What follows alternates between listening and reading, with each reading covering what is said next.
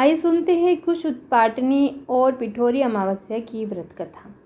महर्षि कश्यप की दो पत्नियां थीं। एक का नाम कद्रु था और दूसरी का नाम विंता। कद्रु और विंता दोनों महर्षि कश्यप की खूब सेवा करती थी। महर्षि कश्यप ने उनकी सेवा भावना से अभिभूत होकर वरदान मांगने को कहा। कद्रु ने कहा, मुझे 1000 पुत्र चाहिए। महर्षि ने तथास्तु कहकर उन्हें वरदान दे दिया। विनता ने कहा कि मुझे केवल 2 प्रतापी पुत्र चाहिए। महर्षि कश्यप उन्हें भी 2 तेजस्वी पुत्र होने का वरदान देकर अपनी साधना में तल्लीन हो गए।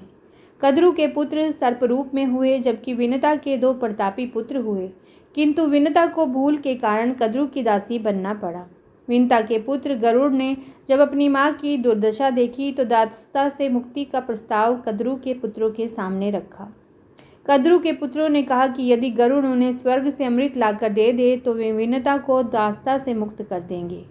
गरुड़ ने उनकी बात स्वीकार कर अमृत कलश स्वर्ग से लाकर दे दिया और अपनी माँ विनता को दासता से मुक्त करवा लिया। यह अमृत कलश कुश नामक घास पर रखा था, जहाँ से इंद्र इसे पुनः उठाकर ले गए और कद्रु के पुत्र अमृत पान से वंचित रह गए। उन्होंने गरुड़ से इसकी शिकायत की कि इंद्र अमृत कलश उठा ले गए। गरुड़ ने उन्हें समझाया कि अब अमृत कलश मिलना तो संभव नहीं परंतु ये हो सकता है कि तुम सब उस घास को जिस पर अमृत कलश रखा था जीभ से चाटो तो तुम्हें आंशिक लाभ होगा। कद्रु के पुत्र कुश को चाटने लगे, जिससे कि उनकी जीभें चिर गई। इसी कारण आज भी सर्प की जीभ 2 भागों वाली चिरी हुई दिखाई पड़ती है। कुश घास की महत्ता अमृत कलश रखने के कारण बढ़ गई और भगवान विष्णु के निर्देश के अनुसार इसे पूजा कार्य में प्रयुक्त किया जाने लगा। कुश ऊर्जा की कुचालक है, इसीलिए इसके आसन पर बैठकर पूजा, वंदना, उपासना या अनुष्ठान करने वाले साधन की शक्ति का क्षय नहीं होता। परिणाम स्वरूप कामनाओं की अवलंब पूर्ति होती है। जब भगवान विष्णु ने वराह रूप धारण कर समुद्र तल में छिपे महान असुर हिरण्याक्ष का वध कर दिया और पृथ्वी को उससे मुक्त कराकर बाहर निकले तो उन्होंने अपने बालों को फटकारा। उस समय कुछ रोम पृथ्वी पर गिरे, वही कुश के रूप में प्रकट हुए। वेदों ने कुश को तत्काल फल देने वाली औषधि, आयु की वृद्धि करने वाला और दूषित वातावरण को पवित्र करके संक्रमण फैलाने से रोकने वाला बताया है।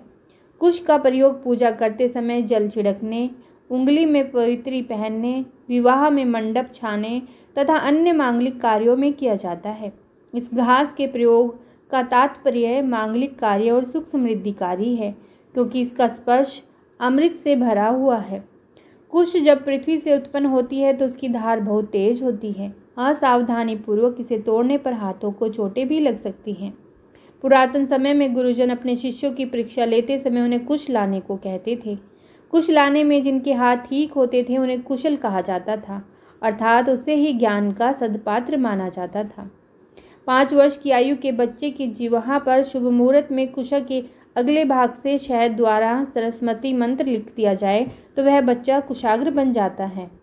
कुश से बने आसन पर बैठकर तप, ध्यान और पूजन आदि धार्मिक कर्म कांडों से प्राप्त ऊर्जा धरती में नहीं जा पाती, क्योंकि धरती और शरीर के बीच कुश का आसन कुचालक का कार्य करता है। भाद्रपद कृष्ण पक्ष की अमावस्या को शास्त्रों में कुशाग्रहणी या कुश उत्पाटनी अमावस्या कहा जाता है। खास बात यह है कि कुश उखाड़ने से एक दिन पहले बड़े ही आदर के साथ उसे अपने घर लाने का उड़कर प्रार्थना की जाती है। कुश के पास जाएं और श्रद्धापूर्वक उससे प्रार्थना करें कि हे कुश, कल मैं किसी कारण से आपको आमंत्रित नहीं कर पाया था, जिसकी मैं क्षमा चाहता हूँ, लेकिन आज आप मेरे निमंत्रण को स्वीकार करें और मेरे साथ मेरे घर चलें। फिर आपको ओम हुम फट स्वाहा इस मंत्र का जाप करते हुए कुश को उखाड़ना है, उसे अपने साथ घर लाना है और 1 साल तक घर पर रखने से आपको शुभ फल प्राप्त होंगे। पूजा काले सर्वदैव कुशस्थो भवेच्छु, कुशेन रहिता पूजा विफला कथिता मया। अतः प्रत्येक गृहस्थ को इस दिन कुश का संचय जरूर करना चाहिए। शास्त्रों में 10 प्रकार के कुशों का वर्णन मिलता है। कुश, काश, दुर्वा, उशीर, ब्राह्मी, मूंज इत्यादि। कोई भी कुश आज उखाड़ी जा सकती है और उसका घर में संचय किया जा सकता है। कुश उखाड़ने से पहले यह ध्यान रखें कि जो कुश आप उखाड़ रहे हैं वह उपयोग करने योग्य हो। ऐसा कुश ना उखाड़े जो गंदे स्थान पर हो, जो जला हुआ हो, जो मार्ग में हो या जिसका अग्रभाग कटा हो। इस प्रकार का कुछ ग्रहण करने योग्य नहीं होता।